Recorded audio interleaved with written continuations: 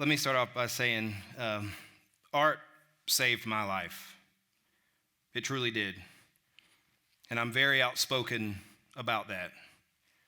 I wasn't always so outspoken and outgoing, and it'll make more sense as I move along. But two major events happened in my life, followed by some advice that my mother gave me, is what would change me. And she said, Jason, they need to hear your story and not just see your work. And she was right. And that's why I'm here tonight. I'm here to tell you how I'm rewriting or painting the Appalachian narrative. And that starts with my story. Let's go back to 2010. I was 23 years old. I was at best couch surfing, and at the very worst, I was living in and out of my Nissan Sentra. So I had things going for me. Now, 2 years prior, I just flunked out across the street, and despite my living situation, I still held down a job. It was, part of the healthcare system here. I won't name the name, but I worked in an office setting, and I was really proud of that. And the reason why that's important is because it was there in the cubicle one morning in May where I would receive news that would change my life forever. I would find out that my twin sister Jessica was found dead in her apartment. My world felt like it stopped. My world felt like it stopped, and I was deeply alone in it. But as we know, the real world keeps on spinning. Now, people usually ask me during this time, were you alone or did you have support, family? And I sure did. I was very blessed. I was very fortunate. But I looked at a friend as a brother. He's a little older. He's a nice person. But let's just say he was invested in some street business. And shortly after the death of my twin sister, he was arrested and sentenced to prison. I didn't take that well at all. It was another type of death. Now, his mother, a former teacher in this area, she actually felt sorry for me during all of this. And she knew I was a fan of art and I liked to draw. And she wanted to give me something. So she gave me this old paint set. It frightened me. I wasn't a painter. So I just kind of tossed that paint set in my car where it would sit for a long time. Now, moving on into the summer, I would pick up 2 more jobs. That's 3 total. And it's not because I like to work hard. I had a ferocious work habit. It was because I was building a facade, an illusion. I was going away from how deeply depressed and sad, alone, scared, and without a home I really was, because all of that was true. I kept all of this away from my family. Didn't want to burden them. Both my parents started new lives. My sister's gone. It's embarrassing. But let me tell you something. Somehow, my mom knew. One day she called when I was out of town working. I wasn't too far away. And I remember rolling my eyes when she called, not because she did call, but because at some point I'm going to have to fess up and tell her how I've ended up this way. I picked up the phone. Jason, yes, ma'am. I found a house for you, but it's a lot like you. It needs work. The very next day, I would waste no time, and I would go meet the lady that had the house. I would sign a 1-year lease. Couldn't believe it. And I would meet my house, and kid you not, 2 of them can fit in here. That's how small it was. It was about as big as a large living room.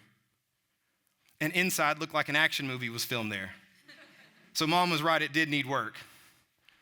Early on into my living there, I would actually go on my front porch, and just a few hundred yards out, you could see my old high school. It would be the last place I would graduate. And I kept a good sense of humor. And I would make a joke to myself because I essentially was in my high school's backyard. And I'd say, boy, did I make it far. But I have a home. I have shelter. No longer living in a car, hospital, and hotel parking lots. It's real. But now I got a new challenge. I've never been alone. I was born a duo, a team. I never had to know who Jason was. My identity was Jessica and Jason. Had a lot of time alone, a lot of time to think. And I'm aware of where that can take me. But something in me was burning. I wanted to be productive. I wanted to make up for always running away, never seeming to find resolve, always quitting. But how? I'm not really good at anything. Don't laugh. So I remembered I had some more things to unpack in my car. What was the rush in unpacking, right? And I went out to my Nissan Sentra, my former home, slung the car door open, and it was mostly backpacks, old clothes, now obsolete school books. And I grabbed that stuff and I about kicked shut, my door closed. Something caught my eye. I looked down and leaned forward. It was that old paint set. That's a big deal because I would add to the paint set. Paint, new paint, because it was used and beat up like me. Paint brushes, canvases, panels, boards, ideas. And I didn't live at my little shack for 1 year.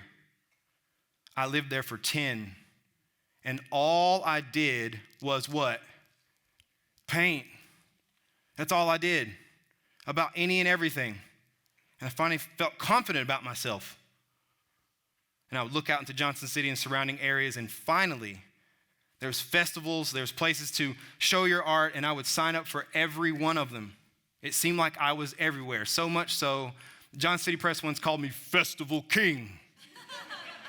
That made me feel good. Me being out in the public was my community service. But what else it was my way of telling the community that I'm all right, I'm alive. I'm alive. Now, if you stay within that same time frame, self-taught street artist, there's not many opportunities for us to show our work. We existed. Galleries, institutions, they'll say differently now, but they're very exclusive for many and different reasons. Committees, commissions, associations, they were too, and they were looking elsewhere for art. Meanwhile, the little projects were given to the local artists for us to not collaborate, but to compete against. Now, I'm making $1 a show. I'm standing on my feet for 12 hours. I'm in the community. I'm scratching my head going, something's wrong here. In order to survive, to shine, to exist, there needs to be spokespeople, ambassadors of the art. Do you see how intense I am? That's how you get me. Now, you go forward to present day. A time like today has never existed in this area's history. You'll hear a lot about history today.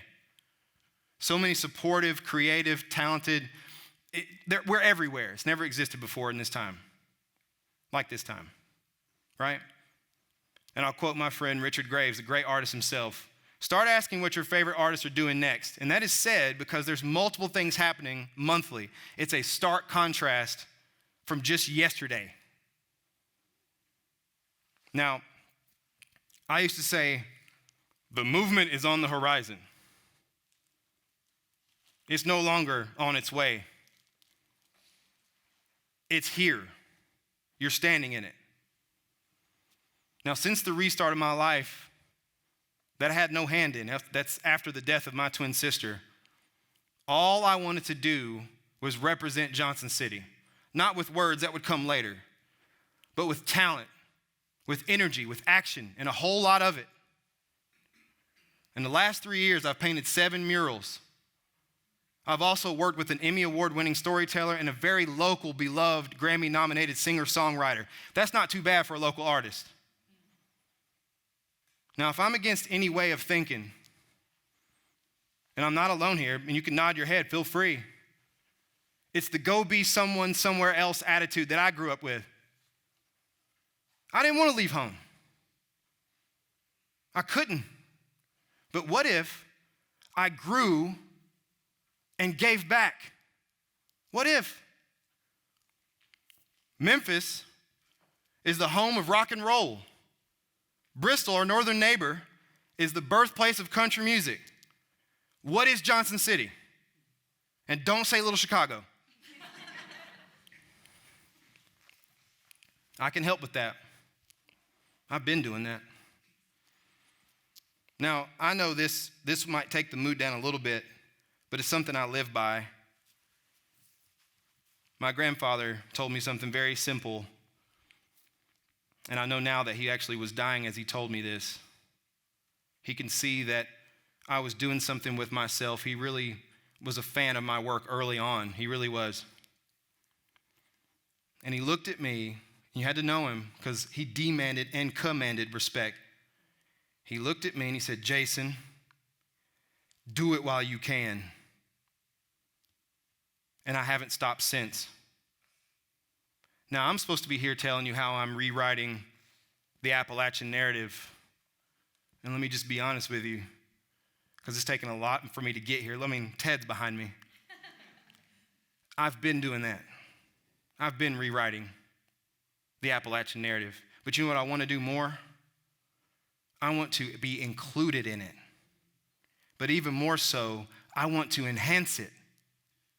Now, coming from a late blooming, local self-taught artist, if not an example, let me serve as maybe a reminder that dreams take courage.